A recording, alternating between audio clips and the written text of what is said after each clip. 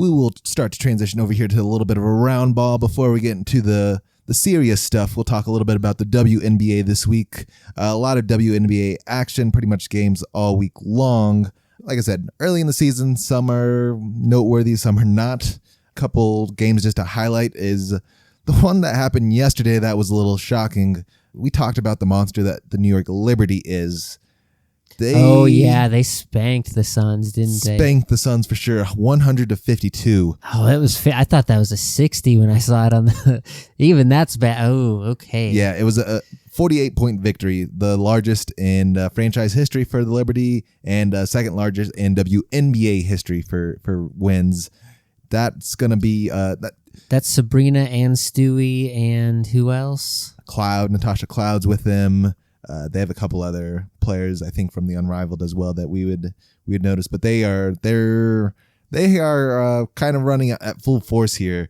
A little scary if you are a WNBA team. Once again, the Connecticut Suns are one of the few teams who they replaced damn near their whole roster, which not ideal if you're going to go against the defending potentially repeat champions that they look like thus far in the Liberty. We do unfortunately have some early season basement dwellers who are not looking like they're going to have a good time this year. Not particularly.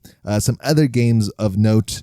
One on Friday, the Sparks at Aces. We saw Kelsey Plum go back home to Vegas, where she had spent the last few years as a champion herself. Did not go as planned, though, because Aces kind of figuring it out a little bit here. 96-81, it goes in the Aces' favor there. The other games to note, Mercury and the Suns also yesterday. A lot of close games. A lot of close games happened these past couple days. Phoenix wins this one 85-80, and Vegas taking on Seattle once again.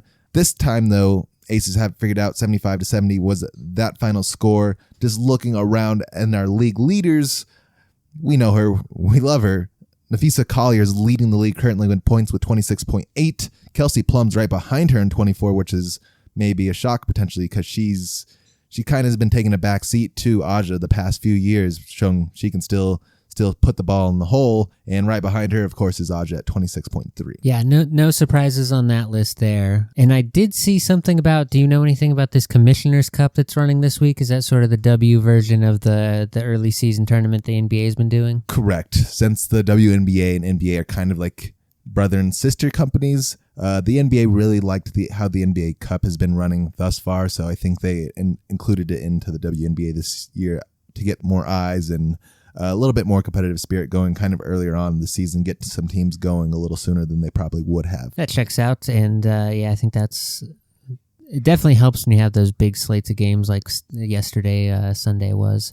That's just a lot of good content. Although I will say it's not, for as many games as they have, not all of them are quite as easy to find as the others. Yeah, for sure. And just looking at standings for the WNBA, really, you only care about the top two right now because who is standing at the top two? New York Liberty, of course, 7-0, and then the Minnesota Lynx, who faced off against them in that championship, also 7-0. 7 in a row for both those teams. So right now, looking like destined to meet again at the championship. So we'll see how the season continues to shake out there. Yeah. Some bad news on the injury front, though, especially for the media-friendly names of the WNBA. Caitlin Clark went down with a quad, I believe, to start the week. She did. She's going to be out for a couple more weeks. And then Paige Beckers also ended up taking an injury at the end of the week. Yeah, she took one a couple days ago. I think it was concussion, so she's going to be out for a couple games, unfortunately. I will say, though, that without Caitlin, Fever still look okay. They're losing some games naturally, of course, because they cooled off a fair bit after losing their engine. Yeah, losing the star player, the engine to your machine, but still putting together some close games. So that's ideal for some of your role players. And once Caitlin Clark comes back, that ship will turn around. Now the more unsurprising news. We can talk about the NBA playoffs. What a shock for everyone who's one of these series was a little more interesting than the other, at least. Kind of. We'll start with the less interesting one. The T-Wolves kind of dropped the ball against the Thunder. Gentleman's sweep for the Thunder there. The T-Wolves won one game in basically a butt-whooping fashion, but that was it. That's all that they had. They had really no answer for Shy or any of the other Thunder squad. Yeah, without Ant doing his very best Superman, you got nothing really behind him. No, to be fair, this as a Denver fan makes me feel a lot better because we took them all the way to 7. So really, and that was the best anyone's thrown up against them so far. Yeah, and really what anyone was and everyone has been saying in the media was whoever wins that Nuggets Thunder series is probably going to end up in the finals, which at least thus far seems to be true. Yep. The one that had a little bit more resistance was the Knicks versus the Pacers. The Knicks did end up winning another game this week, but that's all they had left in them. The Pacers win this series 4-2, and we have a great Midwest showdown between the Thunder and the Pacers that's going to be starting this Thursday. So we will see. I'm sure everyone in the NBA is excited for that. Personally, I kind of want to see the Pacers win. For either of these teams, it'll be their first championship, which is wild, which is crazy. And I'm rooting for the Pacers mostly because Tyrese Halliburton kind of just got doo-dooed on the past. This really does seem like Halliburton's kind of coming out, stepping up into hey, I heard what y'all been saying, and now actually I am that guy. Yeah. So I'm going to be rooting for them. Everyone, they had a little map of everyone rooting, and it's like, the world's rooting for Oklahoma City, and then Indiana's rooting for the Pacers. But I'm like, I can't as a Denver fan root for. I feel like that's the underdog take in this one as well, because the reigning MVP and whatnot can't be an underdog. I don't think. Yeah, the other funny thing was, I don't know if you saw during the All-Star game how they were. I don't know if you watched any of the celebrity All-Star game or saw any of the memes, but there was who they were going to choose for the MVP, and it was Drewski and Kai Cenat or whatever. All thought they were going to be MVP for the game, and it ended up being someone completely different. I did not see that. It's a meme out there now, and which is hilarious because in the Eastern Conference, the same thing happened. I think Tyrese Halliburton thought he was going to be the MVP for the Eastern Conference final, but ended up losing to Siakam by 1 vote. That is pretty good. There's a lot of Nuggets news, and since we're here in Denver, Edelman did have his press conference earlier this week and asked the media was asking a lot of questions that he kind of couldn't and shouldn't probably answer for the most part. One being how included is he going to be on the GM search, which really isn't up to him. Above my pay grade. Pretty much is what he said. Yeah. The other question they asked is, with your current roster, do you have all the pieces you need? And what else are you going to say other than, yep. Well, Nikola said no when he got asked, but that's Nikola. Yeah, I think it'll be a fun offseason. There's a lot of rumors and whatnot floating around about who the Nuggets can potentially pick and slot in. We might find our friend Bruce Brown back in town, potentially as a free agent. Trey Murphy's name's been thrown around, who gave us some problems over there in New Orleans. A lot of where's Michael Porter going to end up if he's not with the Nuggets, which hopefully I think at this point he can't be, at least from a cap situation as well. Yeah, it certainly seems like you're just a year ahead of things with your prediction from last season. Pretty much. I knew what we needed and really just kind of turned and panned out that way. Hindsight's 2020. I really do wish we would have traded him at the deadline when he was sort of at his peak value.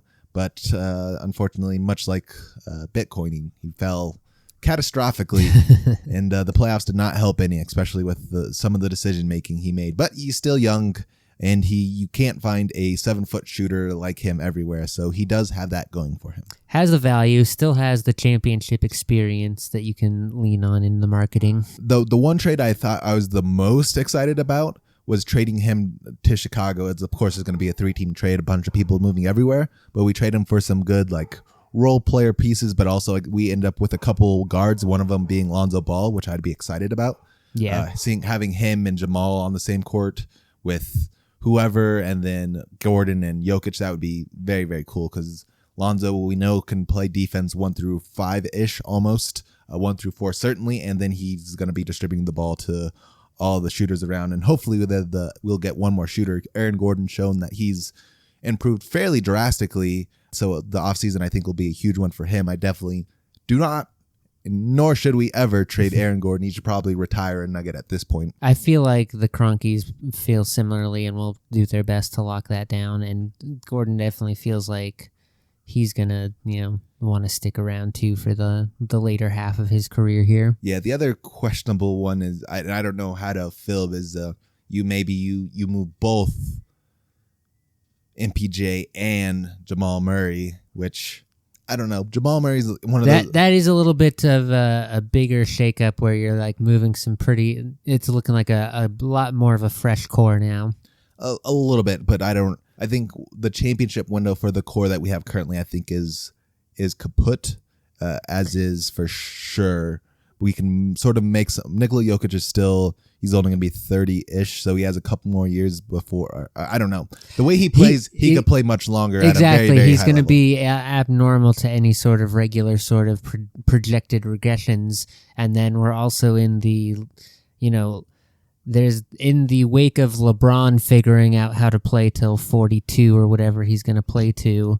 That's going to make it easier for other guys to kind of follow in his path. And he moves nothing like LeBron. The wear and tear that he puts on his body is going to be much, much less, for sure. Yes. If anything, he has to rehab more of what he did in the off season.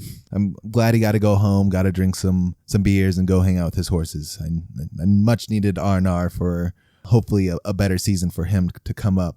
But we'll keep track of what happens there. Draft is coming up soon. Nuggets have no draft pick, so it doesn't really matter for us. Allegedly, there's some interest in finding a way to get a draft pick. How do you do so? I don't know. We have some pretty bad contracts out there that I don't know who. Yeah, it's kind of wild when you look up and down at how much of the bench was just like inexistent. Yeah. Yeah. The like I said, the fifth highest paid guy on our team touched the floor for I think a total of less than a minute overall in the season, being Zeke Naji. I think we saw him for 3 or 4 games there towards the end, and that was it. Maybe we saw him maybe a little bit in the beginning before whatever happened, and he ended up in the backlog of the bench. Yeah, I mean, he's certainly, the most overpaid example, but then like Saric didn't pan out at all. Nope. We stopped playing him after the first month, and he was like, don't got it. Yep. And then you just got to live with that, apparently. I don't know if you saw the other news, but Russ ended up apparently having surgery as well. Russell Westbrook, he ended up having surgery on his hand, I do believe. Yeah, so I was curious, because was he on a 1-year deal, or is he on contract for next year? He is on a 1 year and then player option. So has, everyone expects him to sort of opt out, but I don't know what the value for Russell Westbrook is currently. It's probably better after the season he did have, although... I would agree, but I don't know who's going to take him on, especially if he's searching for a ring. I don't know a better place. Phoenix is going to retool almost completely, talking about getting rid of... He might slip Kevin right Durant in there. If he wants to be the star player again, but I think he's trying to do his last capture of the trophy, the ever so elusive trophy. Yeah, good luck to him, but after spending a season with him, I can see why he doesn't have one yet. There's a reason they call it the Russell Westbrook experience. And he knows it himself. You kind of have to live with whatever he does. There's some high highs and some low lows, and you meet up in between there. Somehow you end up in the middle. He does some really, really dumb stuff, like dribble it off his foot or off his knee, and then he potentially may go back and get a steal or a block. Layup, yeah. It's just, it nail a 3 in clutch time or not, or airball. Who knows?